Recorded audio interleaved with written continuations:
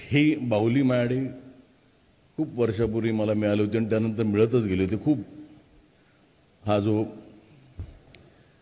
राज्य पुरस्कार आहे, ही बाहुली खूप प्रिय आहे मला आणि खूप आहेत माझ्याकडे बाहुल्या यांचा मला सार्थ अभिमान आहे. म्हणजे आधी मला वाटायचं की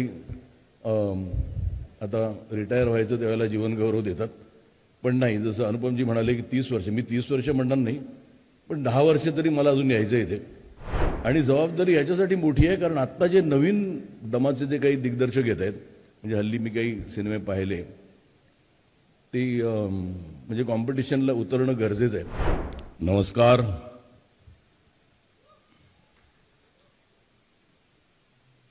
व्यासपीठावरील माननीय मुख्यमंत्री देवेंद्रजी फडणवीस, माननीय उपमुख्यमंत्री अजितदादा पवारजी, सांस्कृतिक मंत्री आणि आमचे मित्र आशिषजी शेलार, मंगलप्रताप लोढाजी आणि बाकी मान्यवर,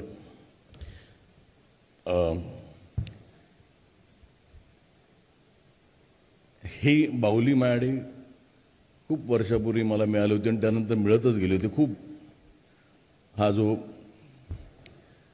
राज्य पुरस्कार आहे, ही बाहुली खूप प्रिय आहे मला आणि खूप आहेत माझ्याकडे बाहुल्या यांचा मला सार्थ अभिमान आहे. पण आज या बाहुलीचं महत्त्व फार मोठं आहे.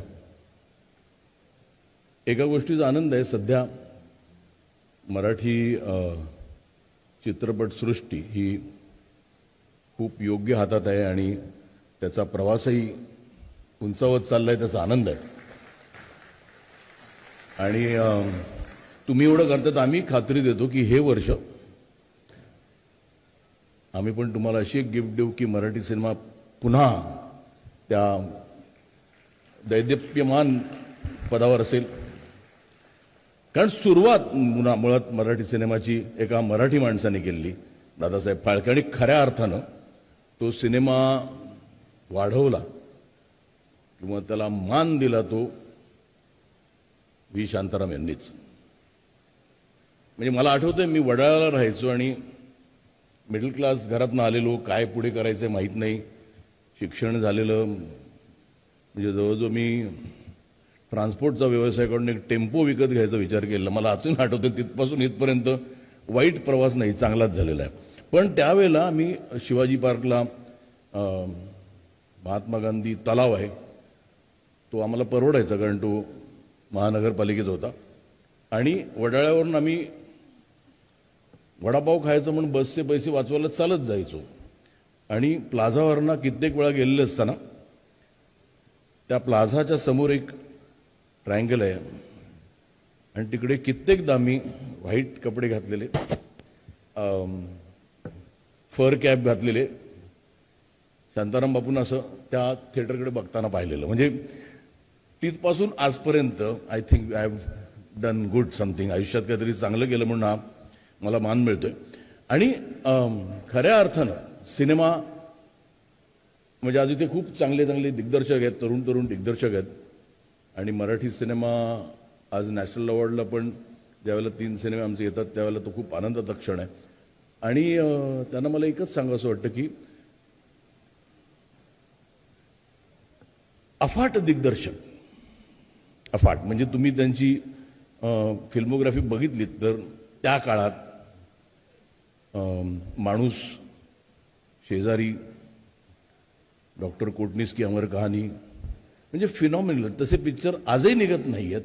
आणि त्यावेळेला एक प्रोग्रेसिव्ह सिनेमा करणारे एक थोर फिल्ममेकर आणि त्यांच्या नावाने हा पुरस्कार मला मिळणं म्हणजे जसं मुक्ता म्हणाली, एक वेगळी जबाबदारी आहे. म्हणजे आधी मला वाटायचं की आता रिटायर व्हायचं त्यावेळेला जीवनगौरव देतात, पण नाही. जसं अनुपमजी म्हणाले की 30 वर्ष, मी 30 वर्ष म्हणणार नाही, पण 10 वर्ष तरी मला अजून यायचं इथे आणि चांगले चांगले सिनेमे घेऊ. आणि जबाबदारी ह्याच्यासाठी मोठी आहे कारण आत्ता जे नवीन दमाचे जे काही दिग्दर्शक येत आहेत, म्हणजे हल्ली मी काही सिनेमे पाहिले, ते म्हणजे कॉम्पिटिशनला उतरणं गरजेचं आहे. आणि मराठी सिनेमा कंटेंट वाईज तरी आपण खूप पुढे आहोत, मल्याळम सिनेमा आणि मराठी सिनेमा. आता बिझनेस वाईज पण तुमच्या आशीर्वादानं ते शक्य होईल असं वाटतंय. आणि पुन्हा म्हणजे सगळ्या रसिक प्रेक्षकांना खूप खूप धन्यवाद. मेधा इथे आलेली आहे आणि आज मी जिथे आहे त्याच्यात खूप सपोर्ट तिचा आहे. खूप लोकांचे आभार मानायचे पण सगळ्यांना नाही ते मानता येणार. पण पुन्हा एकदा धन्यवाद महाराष्ट्र राज्याचे आणि जय महाराष्ट्र. धन्यवाद. सोशल मीडियाच्या भाऊ गर्दीत विश्वासार्हतेने चकाकणारे नाव म्हणजे लेट्सअप मराठी. सगळ्यांना, सगळ्या नागरिकांना ती स्पीच, ती लेट्सअप वरील मुलाखती म्हणजे विचारांचा खजिना. त्यानंतरच्या निवडणुकीमध्ये मला सोडून गेले. बातम्या केवळ वस्तुस्थिती सांगणाऱ्या, न प्रोपगंडा, फक्त जनतेचा अजेंडा. क्योंकि आने वाला कल जाने वाला है, जाने वाला कल आने वाला है. राजकारण, मनोरंजन असो की क्रीडा क्षेत्र, महाराष्ट्राची स्पंदने संवेदनशीलतेने टिपणारे माध्यम म्हणजे लेट्सअप मराठी. जगासोबत एक पाऊल पुढे राहण्यासाठी लेट्सअपचे ॲप, सोशल मीडिया आणि वेबसाईट सोबत कनेक्टेड रहा.